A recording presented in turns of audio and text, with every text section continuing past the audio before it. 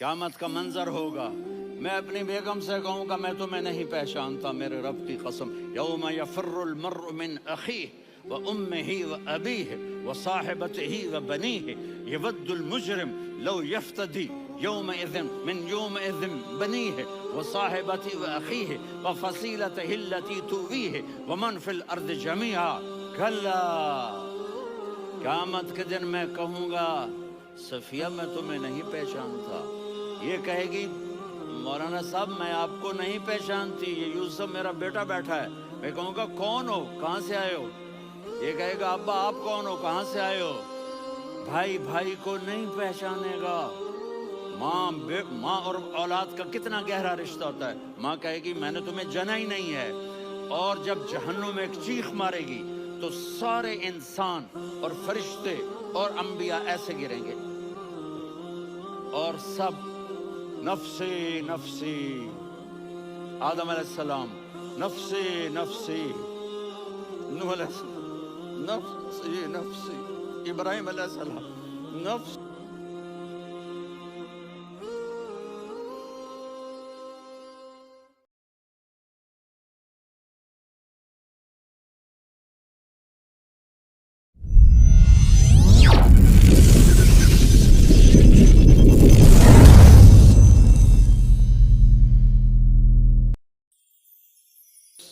इब्राहिम अलैहिस्सलाम नफ्सी नफ्सी, इस्माइल, इसहाक, याकूब, यूसुफ, यूनुस, ईसा, मूसा, यूशा, लूत, शुएब, सालेह, हूद, सारे अंबिया नफ्सी नफ्सी नफ्सी नफ्सी, मेरी जान बचा, मेरी जान बचा। एक तरफ से एक आवाज आएगी, एक आवाज आएगी, उम्मती उम्मती। वाह या रसूल अल्लाह, हम आप पे कुर्बान।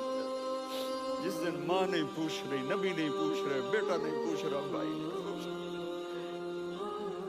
या रब्बे उम्मती उम्मती, या रब्बे उम्मती उम्मती, या अल्लाह मेरी उम्मत, या अल्लाह मेरी उम्मत, या अल्लाह मेरी उम्मत। तो नजरें तवाफ करेंगी, ये आवाज कहाँ से आ रही है, ये कौन बोल रहा है, सबसे अलग कौन है जो उम्मती उम्मती कह रहा है। जब नजरें आवाज की तरफ चलते चलते चलते चलते पहुंचेंगी तो वहां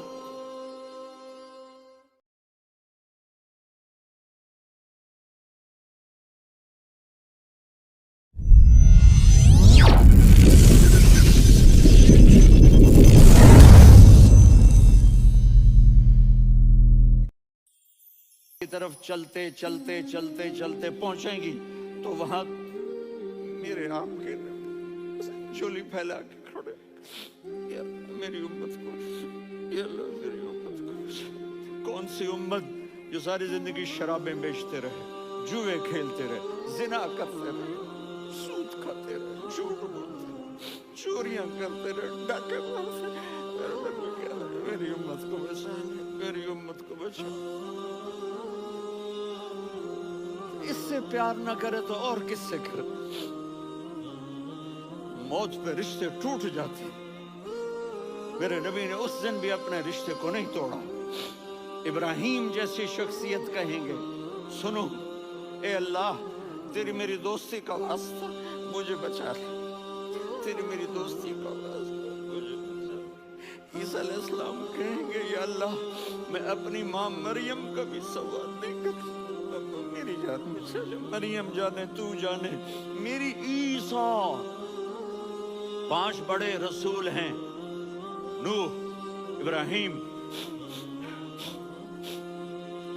मूसा, ईसा, मुहम्मद सल्लल्लाहु।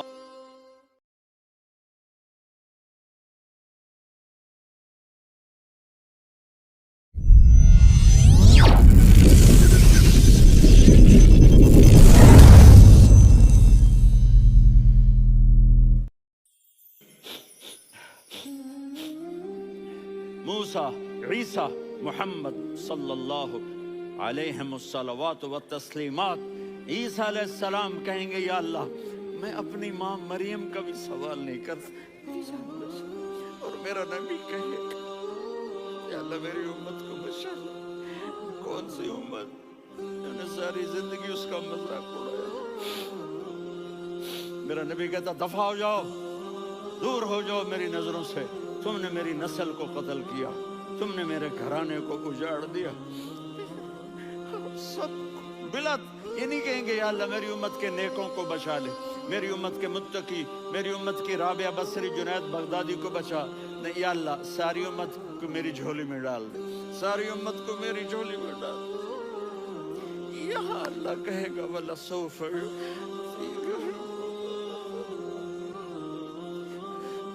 معافی چاہتا ہوں میں جذباتی ہو گیا.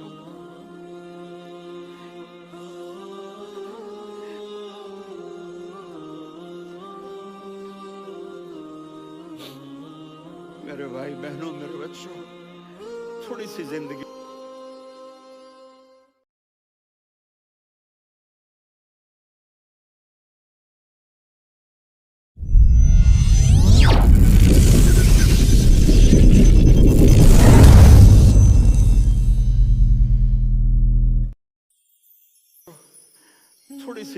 ملی ہے، تھوڑی سی زندگی ملی ہے، اپنے حبیب کی زندگی کو اپنا لو. میں تھوڑے تھوڑے اشارے کر کے بتا دیتا ہوں. جب آپ بیٹے ہیں تو آپ کہہ رہے ہیں کاش میرے ماں باپ زندہ ہوتے، میں ان کی خدمت کرتا. پھر فرمایا اور نہیں تو میری ماں تو ہوتی.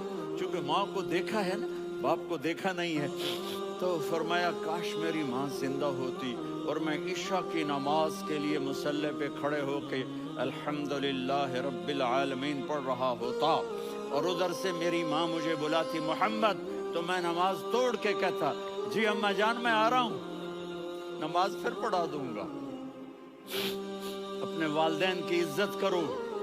یہاں کا بڑھاپا بڑا خوفناک ہے کہ اولادیں چھوڑ جاتی ہیں اور ماں باپ ٹوائلٹ جانے سے بھی عاجز ہوتے ہیں. اپنی ماں کی دعا لو، اپنے باپ کی دعا لو. میرے نبی نے فرمایا ہاں عمر میرے بعد ایک آدمی آئے گا، اس کا نام ہوگا اویس.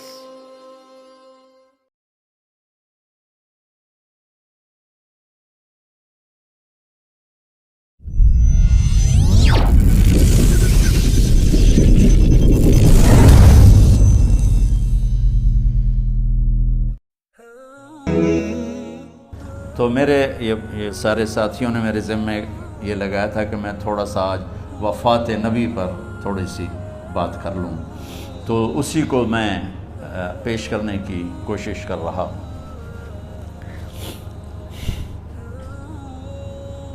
تو 53 برس کی عمر میں آپ نے مکہ سے مدینہ کی ہجرت فرمائی، اور 10 برس آپ نے مدینہ میں قیام فرمایا. 11 ہجری میں آپ حج کے لیے تشریف لے گئے، اور یہ صورت آئی 11 تاریخ کو 11 حج کے ذوالحج، اذا جاء نصر اللہ والفتح. اس میں اشارہ تھا کہ میرے نبی آپ کا مشن مکمل ہو چکا ہے، اب آپ ہمارے پاس آنے کی تیاری فرمائیں. تو جب یہ زوال سے پہلے آپ اپنے خیمے میں لیٹے ہوئے تھے، یہ آخری صورت قرآن کی جو نازل ہوئی، تو آپ نکلے. زوال کے بعد آپ نے تینوں شیطانوں کو پتھر مارے، پھر آپ اپنی اونٹنی عذبہ پہ سوار ہوئے، اور آپ نے یہ تاریخی جملہ بولا ایھا الناس عسیٰ اللہ تلقونی بعد عامی ھذا. لوگو یہ میری تمہاری آخری ملاقات، آج کے بعد تم مجھے نہیں دیکھو گے. واپسی پر آپ نے معاذ بن جبل کو مدینے سے یمن روانہ فرمایا. تو معاذ بن جبل سے ایسی محبت تھی کہ ان کو سی آف کرنے کے لیے 7 میل پیدل چلے. اب کسی کو روانہ کرنے کے لیے ساتھ نہیں چلتے تھے، مسجد سے روانہ کر دیتے. معاذ بن جبل کو 7 میل ساتھ چلے، اور جب آخری پوائنٹ آیا سفر کا تو کہنے لگے معاذ عسیٰ اللہ تلقانی بعد عامی ھذا. معاذ یہ تیری میری آخری ملاقات ہے، وَلَعَلَّكَ تَمُرُّ بِقَبْرِي وَمَسْجِدِي هَذَا، جب تو واپس آئے گا تو میری قبر دیکھے گا اور میری مسجد مجھے نہیں دیکھے گا۔ تو فَبَكَى مُعَاذٌ جِشْعًا لِفِرَاقِ رسول اللہ، تو معاذ بن جبل پھوٹ پھوٹ کے رونے لگے آپ کی جدائی کا تصور کر۔ تو آپ کی آنکھوں میں بھی آنسو آ گئے، تو آپ نے جلدی سے منہ یوں پھیر لیا، معاذ پیچھے ہو گئے اور آپ ادھر ہو گئے، اپنے آنسو چھپا لیے۔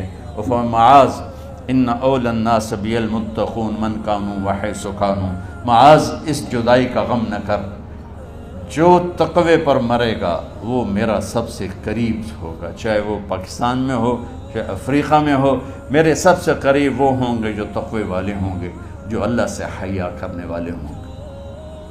جب آپ واپس تشریف لائے، 29 محرم صفر، 29 صفر عصر کی نماز کے بعد ایک جنازہ تھا۔ اس جنازے کو پڑھانے کے بعد اس کو دفن کے لیے آپ جنت البقیع تشریف لے گئے۔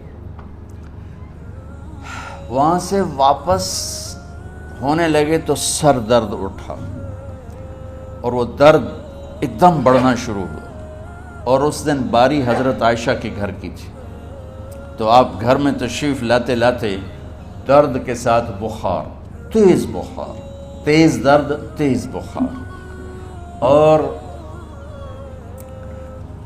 14 دن 12 ربیع 29 30 2 دن یہ اور 12 دن اگلے 14 دن آپ نے بیماری دیکھی، مسلسل سر درد اور مسلسل بخار۔ اور روزانہ آپ جب گھر بدلتے، اس وقت 9 بیویاں زندہ تھیں، تو آپ پوچھتے کل کس کی باری ہے، کل کس کی باری ہے؟ جی میمونہ کی ہے۔ اگلا دن کل کس کی باری؟ جی حفصہ کی ہے۔ کل کس کی باری ہے؟ ام سلمہ کی ہے۔ تو بیگمات نے اس سے سمجھا کہ اللہ کے نبی یہ چاہتے ہیں کہ میں بیماری کے دن عائشہ کے پاس گزاروں، ورنہ آپ کو تو خود پتہ ہے کل کس کی باری ہے، پر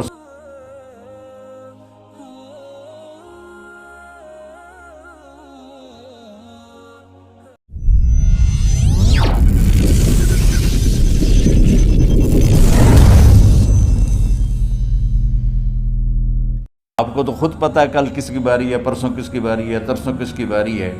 تو حضرت میمونہ کے گھر میں آپ تشریف فرما تھے، تو ساری باقی 7 بیگمات جمع ہوئیں، اور انہوں نے آ کے عرض کی، یا رسول اللہ، جب تک آپ بیمار ہیں آپ عائشہ کے پاس آرام فرمائیں، اور جب اللہ آپ کو شفا دے دے تو پھر ہماری ترتیب کو آپ دوبارہ شروع فرما دیں۔ تو آپ نے سب کا شکریہ ادا کیا۔ عدل کی مثال کا اسلام جب دوسری شادی کی اجازت دیتا ہے تو عدل کی شرط لگاتا ہے، اِلَّمْ تَعْدِلُوا، اگر عدل نہیں کر سکتے پھر ایک ہی ہے عدل۔ اور آپ نے فرمایا جس نے دوسری شادی کی اور عدل نہ کیا، کتنی مرضی عبادت کر کے آیا، تو قیامت کے دن آدھا حصہ اس کا فالج زدہ ہوگا، ایک سائیڈ اس کی فالج زدہ ہوگی، کتنے ہی مراقبے کر کے کتنی ہی نمازیں پڑھ کے آیا ہو، انصاف نہیں کیا تو پورا آدھا حصہ فالج کی پکڑ میں ہوگا۔ تو جب سب بیگمات نے یہ کہہ دیا کہ آپ وہاں گزاریں، تو آپ نے شکریہ ادا کیا، علی اور عباس کو بلایا، ان کے کندھوں پہ آپ نے یوں ہاتھ رکھے اور آپ کے پاؤں یوں زمین پہ لگ رہے، آپ پورا پاؤں نہیں لگا پا رہے تھے کمزوری سے، یہ پوزیشن تھی اس طرح۔ اور یہ پیر کا دن تھا، آپ حضرت عائشہ کے گھر میں داخل ہوئے، اور اگلے پیر کو حضرت عائشہ کے گھر میں آپ اپنے اللہ کے پاس چلے گئے۔ آخری ہفتہ آپ نے حضرت عائشہ کے گھر میں گزارا۔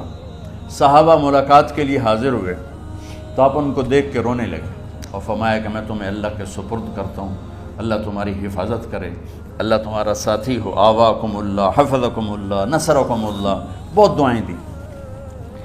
تو عبداللہ بن مسعود رضی اللہ تعالیٰ عنہ نے پوچھا، یا رسول اللہ، لگتا ہے جیسے جانے کا وقت ہے، تو آپ کو غسل کون دے گا؟ تو آپ نے فرمایا میرے اہل بیت۔ آپ کو کفن کون دے گا؟ کہا میرے اہل بیت۔ آپ کا جنازہ کون پڑھے گا؟ تو آپ رونے لگے۔ تو آپ نے فرمایا جب تم مجھے غسل دے دو تو سب نکل جانا، سب سے پہلے میرے 2 وزیر جبریل و میکائیل آئیں گے اور وہ میرے اوپر درود و سلام پڑھیں گے۔ ہمارے نبی کا جنازہ ایسے نہیں ہوا اللہ اکبر اور پیچھے صفیں، آپ کی چارپائی کے پاس آ کر صحابہ کھڑے ہو جاتے تھے، وہ میں ابھی بتاتا ہوں۔ تو آپ نے فرمایا سب سے پہلے جبریل و میکائیل آ کر میرے اوپر درود و سلام پڑھیں گے، پھر اس کے بعد ساتوں آسمان کے فرشتے باری باری آئیں گے، جب وہ چلے جائیں گے تو پھر سب سے پہلے میرے خاندان، میرے اہل بیت کے مرد آ کر میرے اوپر سلام پڑھیں گے، پھر ان کی خواتین آ کر سلام پڑھیں گی، پھر ان کے بچے آئیں گے، پھر ان کے نوکر اور نوکرانی آئیں گی، اس کے بعد مہاجرین مکے کے قریش آئیں گے، اس کے بعد ان کی عورتیں آئیں گی، ان کے بچے آئیں گے، ان کے نوکر اور نوکرانی آئیں گی، اس کے بعد مدینہ والے آئیں گے، پھر مدینہ کی خواتین آئیں گی، پھر ان کے نوکر نوکرانی آئیں گے، اور اس کے بعد مجھے تم اللہ کے سپرد کر دینا۔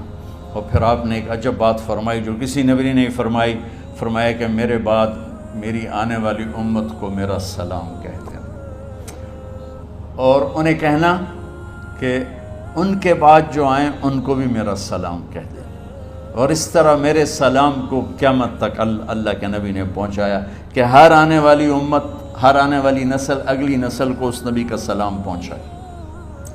آپ کے جانے میں 5 دن باقی تھے، تو آپ نے فرمایا مجھے 7 کنوؤں کے پانی سے غسل کرواؤ، تو 7 کنوؤں سے پانی لایا گیا مشکیزوں میں بھر کے۔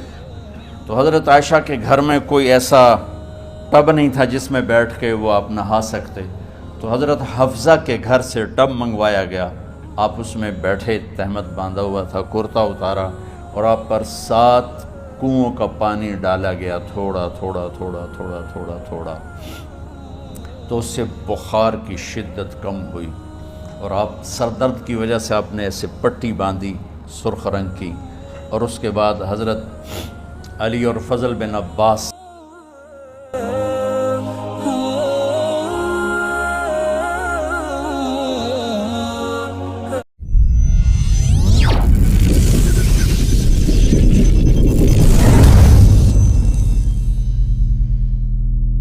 سر درد کی وجہ سے آپ نے ایسے پٹی باندھی سرخ رنگ کی، اور اس کے بعد حضرت علی اور فضل بن عباس کے کندھوں کا آسرا لے کر آپ مسجد میں تشریف لائے، اور آپ ممبر پر بیٹھے، اور آپ نے فرمایا لوگو میرے جانے کا وقت آ چکا ہے، میں نے کسی پر زیادتی کی ہو، کسی کو تھپڑ مارا ہو، کسی کو چھڑی ماری ہو، کسی کا حق دبایا ہو، تو میں اپنی جان کے ساتھ، مال کے ساتھ حاضر ہوں، مجھ سے یہیں بدلہ لے لو، آخرت میں میرے خلاف کوئی دعویٰ نہ کرنا، میں آخرت کے حساب کو برداشت نہیں کر سکتا۔ جن کے طفیل لوگوں کا حساب معاف ہوگا، جن کی طفیل، جن کی شفاعت پر لوگ بے حساب جنت میں جائیں گے، وہ روتے ہوئے فرما رہے ہیں کہ میں آخرت کے حساب کو نہیں دے سکتا۔ تو سارے صحابہ رونے لگے، لیکن آپ اپنی بات کو دہراتے رہے، کوئی بھی نہیں اٹھا۔ تو آپ نے ظہر کی نماز پڑھائی، ظہر کے بعد پھر ممبر پر آئے اور فرمایا کہ لوگو یہیں مجھ سے حساب کتاب کر لو، آگے نہ کرنا، بتاؤ میں نے کسی کا کوئی حق دینا۔ ایک صحابی کھڑے ہو، یا رسول اللہ آپ نے میرے 3 روپے دینے ہیں، 3 درہم۔ تو آپ نے فرمایا دینے ہوں گے ضرور، پر مجھے یاد نہیں، بتاؤ کہ کس طرح دینے ہیں؟ کہ یا رسول اللہ آپ کے پاس سائل آیا تھا، آپ سے مانگا، آپ کے پاس تھے نہیں، تو آپ نے مجھ سے کہا تیرے پاس کچھ ہیں؟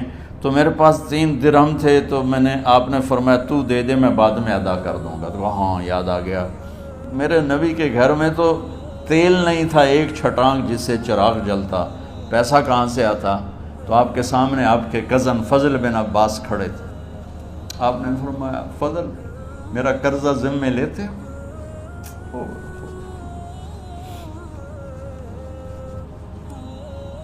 جن کے لیے کائنات سجائی گئی، جنت کی چابیاں جن کو پکڑائی گئیں، جاتے ہوئے 3 روپے دینے کی ہمت نہیں تھی، کہ فضل میرا قرضہ ذمے لیتے؟ کہ جی یا رسول میں اپنے ذمے لیتا ہوں۔ کہ اس سے لے لینا۔ آپ گھر تشریف لے گئے، نماز کے لیے آتے تھے، پڑھاتے تھے۔ جمعرات کو عشاء کی نماز پڑھانے کے لیے اٹھ نہیں سکے، گر گئے، پھر اٹھنے لگے، اٹھ نہیں سکے، گر گئے، پھر اٹھنے لگے، اٹھ نہیں سکے، تو آپ نے فرمایا ابو بکر سے کہو نماز پڑھائے، عشاء کی نماز۔ ابو بکر ذرا پیچھے کھڑے تھے، عمر آگے کھڑے تھے، تو لوگوں نے کہا نماز ہی پڑھاونی ہے، کوئی پڑھا دے، تو انہوں نے حضرت عمر کو آگے کیا، انہوں نے کہا اللہ اکبر۔ جب حضرت عمر کی تکبیر سنی تو آپ نے اندر سے زور سے فرمایا عمر کو پیچھے کرو، ابو بکر کو آگے کرو، میرے رب کا فرمان ہے میرے مصلی پر ابو بکر کے سوا اور کوئی کھڑا نہیں ہو سکتا۔ جمعرات کی عشاء، جمعہ ہفتہ اتوار کی 15 نمازیں اور پیر کی فجر کی 16 اور جمعرات والی 17 نمازیں ابو بکر نے پڑھائیں میرے نبی کی موجودگی میں۔ ہفتے کے دن ظہر یا عصر میں آپ علی و فضل بن عباس کے کندھوں پر ہاتھ رکھ کے مسجد میں داخل ہوئے اور ابو بکر نماز پڑھا رہے تھے۔ ادھر محسوس ہوا کہ اللہ کے نبی آ رہے ہیں، تو ابو بکر نے یوں پیچھے ہٹنا شروع کیا ایسے تاکہ مصلی سے ہٹ جائیں، تو آپ نے ایسے ہاتھ کا اشارہ فرمایا کہ کھڑے رہو، ہٹو نہیں، کھڑے رہو، تو وہ پھر آگے مصلی پر آ گئے۔ تو آپ تشریف لائے اور الٹے ہاتھ ابو بکر کے ساتھ بیٹھ کر آپ نے ظہر یا عصر کی 4 رکعت نماز ابو بکر کی امامت۔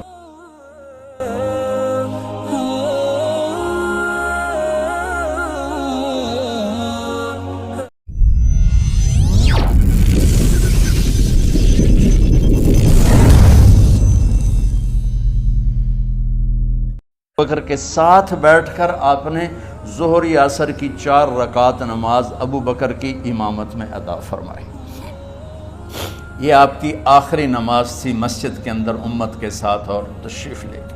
جمعہ کا دن تھا، جبریل آئے، یا رسول اللہ مجھے اللہ نے بھیجا ہے کہ جاؤ میرے محبوب کا حال پوچھ کے آؤ۔ اللہ اکبر۔ تو آپ درد اور بخار دونوں چیزیں تھیں، سر کا درد بھی ہیوی ویٹ تھا اور بخار بھی، تپش۔ تو آپ نے کہا جبریل تکلیف ہے، تکلیف میں۔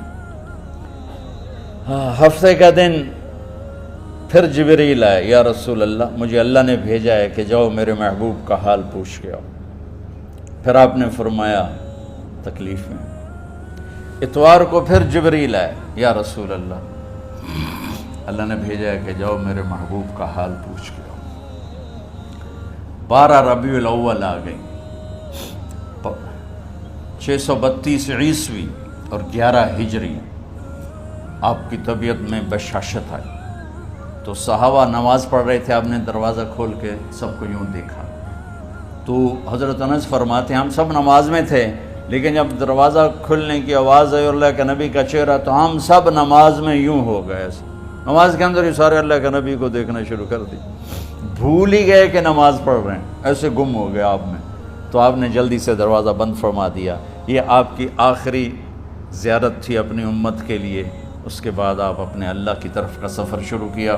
تو اشراق کے بعد آپ نے اپنے بیگمات کو بلایا، ان کو بتایا نہیں کہ میں آج جا رہا ہوں، سب سے ملے، سب کو الوداع کیا اور انہیں بھیجا۔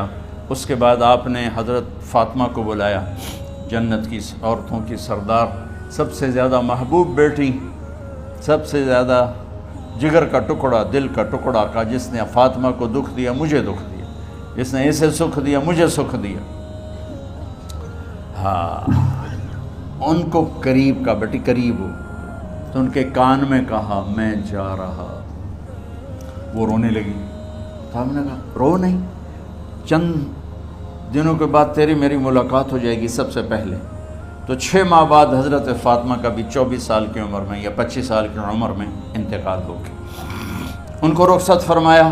پھر آپ نے داماد مولا علی کو بلایا، ان کا سر اپنی گود میں رکھا اور ان کے سر پہ اور کمر پہ ہاتھ پھیرتے رہے اور ان کو دعائیں دیتے رہے۔ آہستہ آہستہ تھی، آواز اونچی نہیں تھی، پست آواز تھی، اور یوں سر پہ کمر پہ، سر پہ کمر پہ، اور دعائیں دے رہے ہیں۔ ان کو رخصت فرمایا۔ آخر میں اپنے جگر کے ٹکڑے حسن اور حسین کو بلایا۔ ایک آپ کو حدیث سنا تو میرے نبی نے فرمایا اپنے بچوں کو عزت دیا کرو، اکرموا اولادکم۔ خاص طور پہ ان ماؤں سے کہتا ہوں کہ جب ہم بچوں سے عزت چھین لیتے ہیں، ان سے ہم سب کچھ چھین لیتے ہیں۔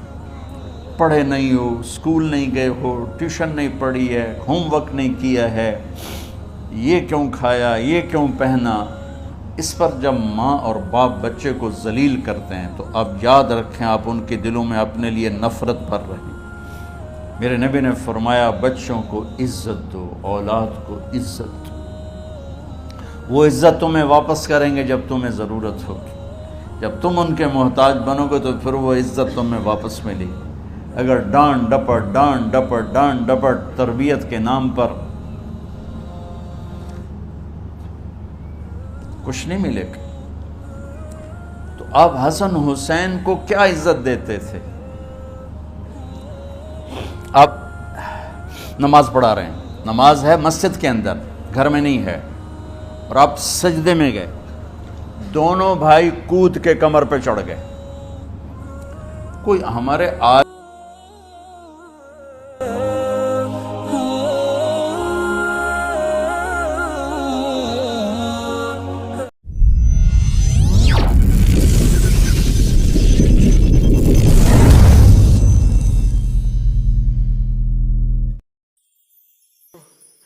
تھوڑی سی زندگی ملی ہے، تھوڑی سی زندگی ملی ہے، اپنے حبیب کی زندگی کو اپنا لو۔ میں تھوڑے تھوڑے اشارے کر کے بتا دیتا ہوں۔ جب آپ بیٹے ہیں تو آپ کہہ رہے ہیں کاش میرے ماں باپ زندہ ہوتے، میں ان کی خدمت کرتا۔ پھر فرمایا اور نہیں تو میری ماں تو ہوتی، چونکہ ماں کو دیکھا ہے نا، باپ کو دیکھا نہیں ہے، تو فرمایا کاش میری ماں زندہ ہوتی اور میں عشاء کی نماز کے لیے مصلی پہ کھڑے ہو کے الحمدللہ رب العالمین پڑھ رہا ہوتا، اور ادھر سے میری ماں مجھے بلاتی محمد، تو میں نماز توڑ کے کہتا جی اماں جان میں آ رہا ہوں، نماز پھر پڑھا دوں گا۔ اپنے والدین کی عزت کرو۔ یہاں کا بڑھاپا بڑا خوفناک ہے کہ اولادیں چھوڑ جاتی ہیں اور ماں باپ ٹوائلٹ جانے سے بھی عاجز ہوتے ہیں۔ اپنی ماں کی دعا لو، اپنے باپ کی دعا لو۔ میرے نبی نے فرمایا ہاں عمر میرے بعد ایک آدمی آئے گا، اس کا نام ہوگا اویس۔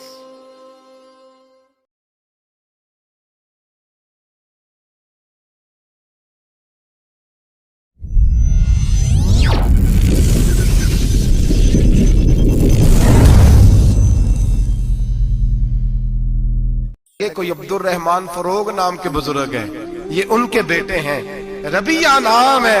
کہتے ہیں جب لفظ کہے تو میرے آنسو چھلک کے باہر آئے اور میں حضور کی مسجد میں گر گیا اور رونے لگا کہ یہاں اور میرے رسول پاک سید عالم صلی اللہ علیہ وسلم کے منبر پر اور میرا بیٹا۔ کہتے میں تڑپ کے گھر گیا اور گھر جا کے میں نے اپنی بیوی کو جب دیکھا تو میرے آنسو نکل گئے۔ میری بیوی سمجھ گئی کہ یہ میرے محدث بیٹے کو دیکھ آیا ہے۔ کہتے ہیں بیوی رو کے کہنے لگی میں نے آپ کے 30,000 دینار آپ کے بیٹے کو مصطفیٰ کریم کی حدیث کا استاد بنانے میں خرچ کر دیا۔ میں نے وہ 30,000 دینار خرچ کر دیے، 30,000 دینار آپ کا بیٹا میں نے۔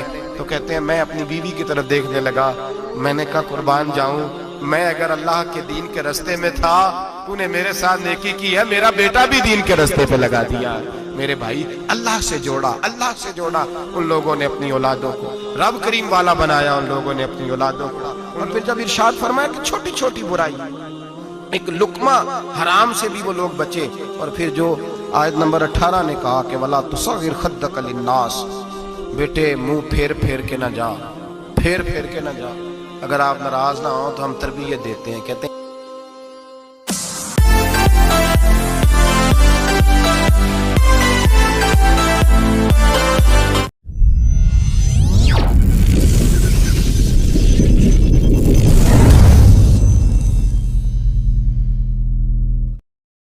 बेटे मुंह फेर फेर के ना जा, फेर फेर के ना जा।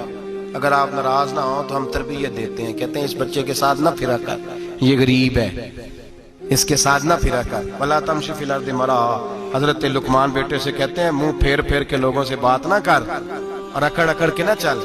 इन्नल्लाह ला युहिब्बु कुल्ला मुख्तालिन फखूर। अल्लाह को वो पसंद ही नहीं जो अकड़ अकड़ के चले और इतराए।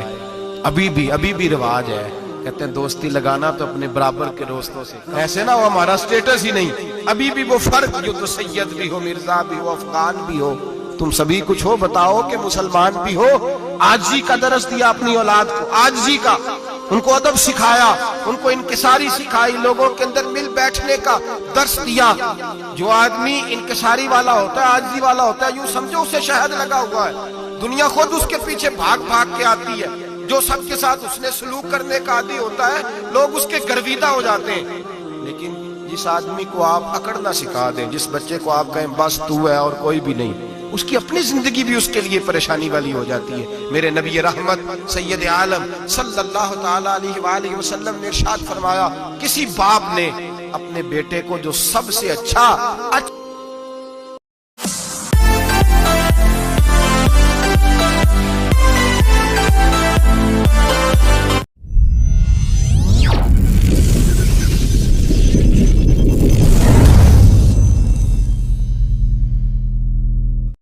अल्लाह ताला अलैहि वसल्लम ने इरशाद फरमाया, किसी बाप ने अपने बेटे को जो सबसे अच्छा तोहफा दिया है वो ये है कि उसने अपने बच्चे को अच्छा अदब सिखा दिया है। अपने बच्चे को अच्छा, हजरत लुकमान कहते हैं बेटे मुंह फेर फेर के बातें न करना, जमीन पे अकड़ अकड़ के न चलना, अल्लाह को अकड़ने वाले लोग पसंद।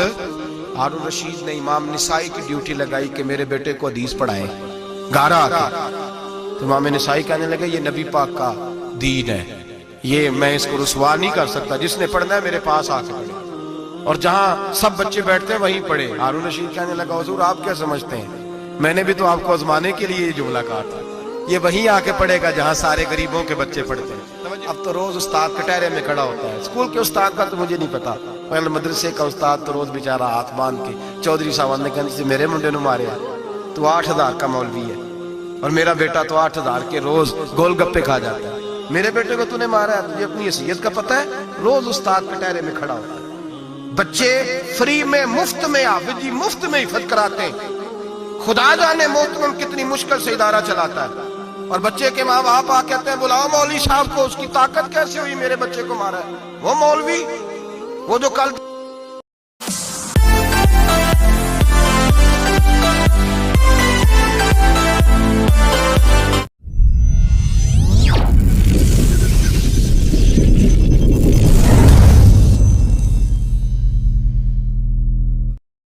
ताकत कैसे हुई मेरे बच्चे को मारा है।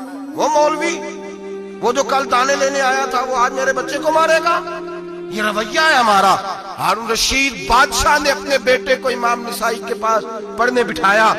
एक दिन हजरत कहाँ लोग कहते बस बस बेटा ठीक है, सीधा सीधा तू दीन सीख के आया, ऐसे किसी दरवेश का मुरीद होना और किसी आलिम की नौकरी करना, अब तू बिल्कुल ठीक है, पीर असा भी रखे ने, ये क्या तेरा तरीका है, तू तो पीछे लग गया है, ये किस तरह का तेरा रवैया है।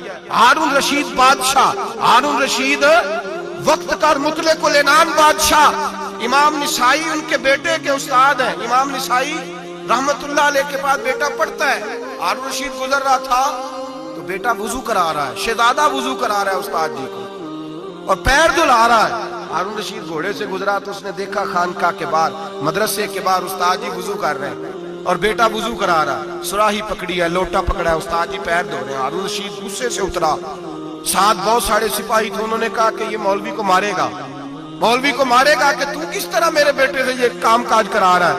कहते नीचे उतरे और हारून रशीद ने जाके ना जोर से एक थप्पड़ अपने बेटे के चेहरे पे मारा। बेटा कहने लगा अब्बा जी मेरी गलती क्या है, और मानने लगे तुझे पता ही नहीं, तू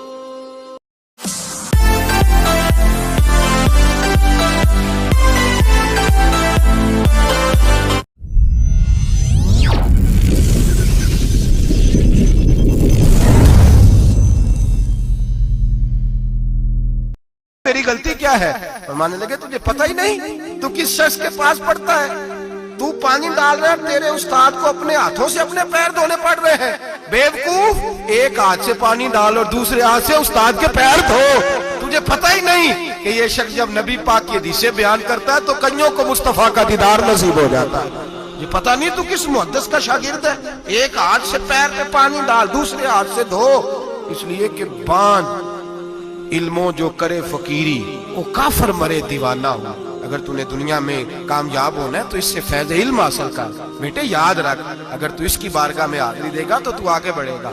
हजरत उमर बिन अब्दुल अजीज कितना बड़ा शख्स है, सानी उमर कहा गया, सानी उमर कहा गया। हजरत उमर बिन अब्दुल अजीज रहमतुल्लाह अलैह, हजरत साले बिन किसान एक मुहद्दिस थे मदीने के, उनके शागिर्द थे। बच्चों को हम आज ही कहाँ बच्चे अदब करते हैं साथ में, कहाँ अदब करते। एक स्टूडेंट मुझे कहने लगा जी हम अदब करते थे जब तक उस्ताद ट्यूशन नहीं लेते थे, अब उस्ताद भी तो ट्यूशन लेके पढ़ाते हैं। और मैंने कहा खुदा के बंदे क्या दे सकता है तू उस्ताद को। हजरत अली फरमाते हैं जिसने एक लफ्ज पढ़ाया मुझे गली में खड़ा करके बेच भी सकता है, उन्हें कीमत क्या डाली है। उस्ताद कुछ भी कर ले, उस्ताद ने तो उस्ताद ही रहना है ना मेरे भाई। लेकिन वो लबो लहजा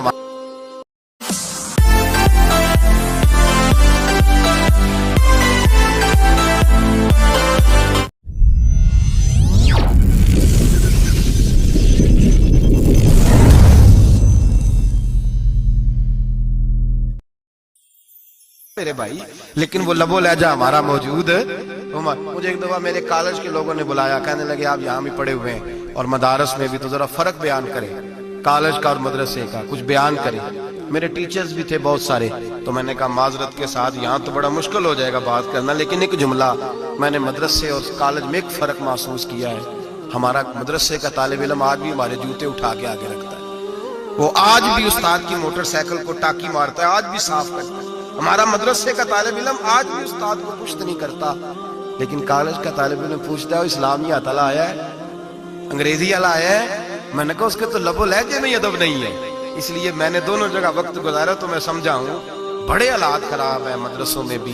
अब वो कैफियत नहीं रही जो बुजुर्गों की थी, लेकिन फिर भी अगर अदब है तो मदारस में अभी भी है, अभी भी खानकाहों में अदब है, यहाँ अभी भी खैर की तवक्को मौजूद। वहां से तो रुखसत हो गया, वहां तो मामला और तरह का हो गया इल्ला माशाअल्लाह। हजरत उमर बिन अब्दुल अजीज जनाब साले बिन किसान के पास पढ़ते थे स्टूडेंट, और फिर बाद में आप उनके मुरीद भी हुए, बकायदा दर्स लेते थे तरीकत का। हजरत जनाब साले बिन किसान के पास तालीम थी, इनके वालिद जनाब अब्दुल अजीज उस वक्त मिस्र में बहुत बड़े ताजर थे जनाब उमर।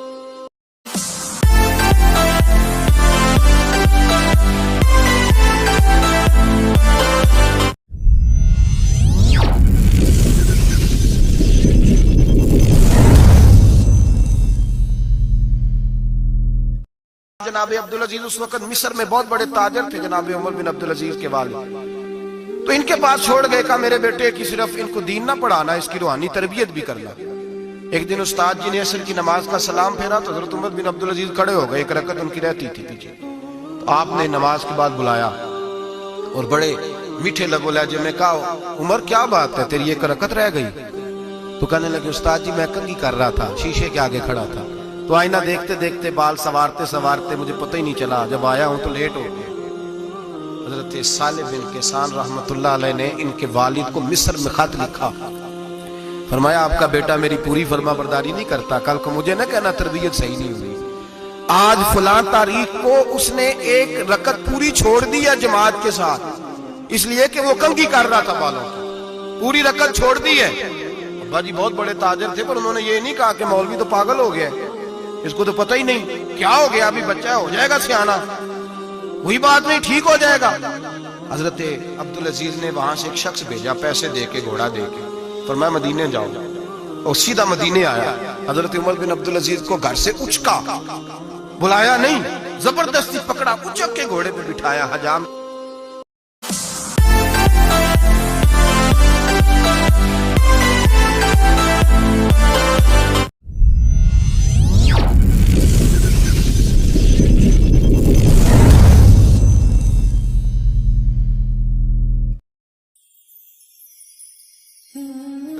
फरमाया मदीने जाओ, और सीधा मदीने आया। हजरत उमर बिन अब्दुल अजीज को घर से उचका, बुलाया नहीं, जबरदस्ती पकड़ा, उचक के घोड़े पे बिठाया, हजाम की दुकान पे ले गए, फरमाया इसकी टेंड कर दो। ने बाल काट दिए اور بال کٹوا کے سیدھے حضرت صالح بن کیسان کے پاس لے گئے. کہنے لگے حضور یہ کھاتا ہے اس کے والد کا, میں نے اس کی ٹینٹ کرا دی ہے, جس بالوں کی وجہ سے اس کی جماعت رہ گئی تھی میں نے وہ بال ہی ختم کر دیے. تو اس کے والد کہتے ہیں آپ ذرا سے بھی بات, ایک ذرہ برابر بھی بچے کے اندر ہم کوتاہی برداشت, ہم اسے سنوارنا چاہتے ہیں, معاشرے کو دینا چاہتے ہیں, ہم ایک خوبصورت انسان بنانا چاہتے ہیں. تو حضرت لقمان کہنے لگے بیٹے تو چہرہ رخسار بدل کے لوگوں سے بات نہ کر, اکڑ کے نہ چل, اس لیے کہ اللہ کو اکڑنے والے پسند. تو کیا کر, وقصد فی مشی کا وغضض من صوتک, درمیانی چال چل, آواز کو پست رکھ. ہم اپنے بچوں کو میانہ روی کا درس نہیں دیتے. اگر کسی کے پاس بہت زیادہ پیسے ہیں تو وہ بس کہتا ہے میرا بیٹا, میں نے سارے لاڈ دیکھے ہیں, میں نے ہر خواہش پوری کی ہے. یہ تو کوئی عقل مندی کی بات نہیں. ضرور خواہشات پوری کریں, اگر ہیں تو کنجوسی کرنے سے منع کیا ہے نبی پاک صلی اللہ علیہ وسلم. لیکن بچے کو معتدل رکھیں, اسے دھوپ اور چھاؤں دونوں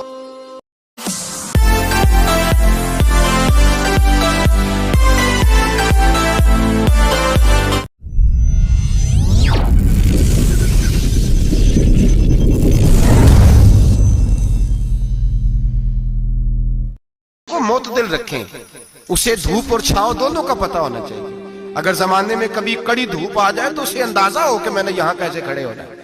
اس کو درمیانہ اور میانہ روی کا اسے درس دیں, اسے پتہ ہو, وہ نرم دل بھی ہو اور برائی کے مقابلے میں ڈٹ جانے کی طاقت بھی رکھتا ہو. بچے کو درمیانہ رستہ, میرے نبی کریم علیہ الصلوۃ والسلام نے فرمایا ما عالم نقتصدا, جو درمیانی چال چلتا ہے وہ کبھی تنگ نہیں ہوتا. اور خیر الامور اوسطھا, سب سے بہترین رستہ وہ ہے جو درمیانہ ہوتا ہے, جس میں افراط و تفریط نہیں ہوتی. بچوں کو درمیانہ پن سکھائیں, ان کو ان کے لب و لہجے کے اندر ایسا مزاج پیدا کریں کہ جس کے اندر وہ اپنی دنیا کے اندر بڑے سمر کر, بڑے نکھر کر وہ ترازو لے کے نکلیں تو وہ پورے عدل کے ساتھ اپنی زندگی گزاریں. اور فرمایا وغضض من صوتک, آواز کو پست رکھ, چلا کے نہ کبھی بچوں سے بات کریں اور نہ کبھی بچوں کی بات سنیں. بچوں کے لب و لہجے میں ٹھہراؤ ہونا چاہیے, ان کی آواز کا بھی ادب ہے, ان کی آواز کو بولنے کا بھی ڈھب سکھائیں, ان کو بتلائیں کہ تم نے گفتگو کیسے کرنی ہے. اس لیے ارشاد فرمایا ان انکر الاصوات لصوت الحمیر, بے شک سب سے بری آواز گدھے کی آواز ہے. اللہ سمجھنے کی توفیق عطا فرمائے. آخر دعوانا